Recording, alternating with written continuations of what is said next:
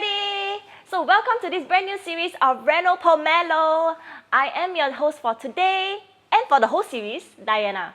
So you might be thinking, Diana, who are you to come and talk to me about this renovation things? I used to handle my house renovation. So from there, I actually met up with a lot of hiccups and I learned things along the way. So you might be thinking, what is Reno Pomelo about? So Reno Pomelo, we cover insights such as renovation tips, common mistakes made by owner, and also give you product recommendation. Okay, without further ado, this episode 1, we are going to cover the frequently asked questions, FAQs by homeowners. Let's go into question 1. Yes, it will be better for inexperienced homeowners. But in the package deal, remember to check with your IDs what are the specific materials included.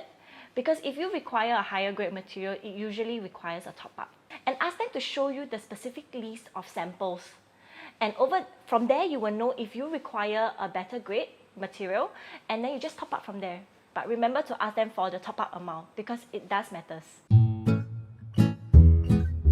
Okay, for this, I would say that it's subjective. Cheap doesn't mean that they are not good or whether they are good. Most important thing is you have to compare apple to apple. Ask them what materials they are using, make sure they are both using the same grade of materials, and from there you can actually decide which ID to go for. There is no right or wrong in choosing which ID, but it's more towards your gut feeling. Go with someone that will advise you on your renovation process. And actually reviews, credentials, all these are actually just a small factors into when I decide if I want to hire them. You can actually ask your ID to bring you down to one of their projects, and you can actually check their craftsmanship, workmanship from there. It will actually give you a better understanding to what they are doing on site and to see if you really like their designs. In conclusion, your gut feel and the workmanship of the ID will help you decide on which ID you should choose. Engaging a contractor directly will definitely save you a fair bit of money. But for me, for instance, I ask myself 2 questions.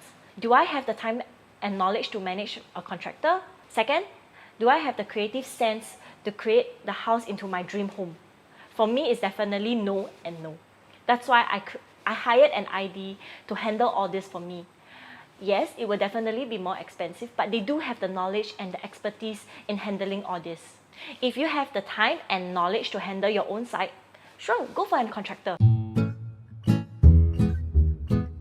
Okay, this one I'll split into 2 parts. So firstly will be the new BTO flats and the new condo units.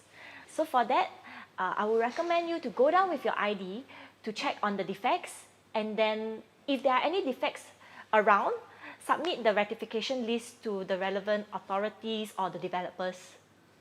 Okay, so for part 2, it will be for resale units. I will advise you and your ID to head down to site together to check for defects. If let's say there are any defects around, get your ID to advise you on the cost of rectification works. So we have come to the end of episode 1. If you have any other burning questions to ask me, do comment down below and I'll answer you in the next upcoming episode. So do follow me for the next episode. Diana signing off! Bye!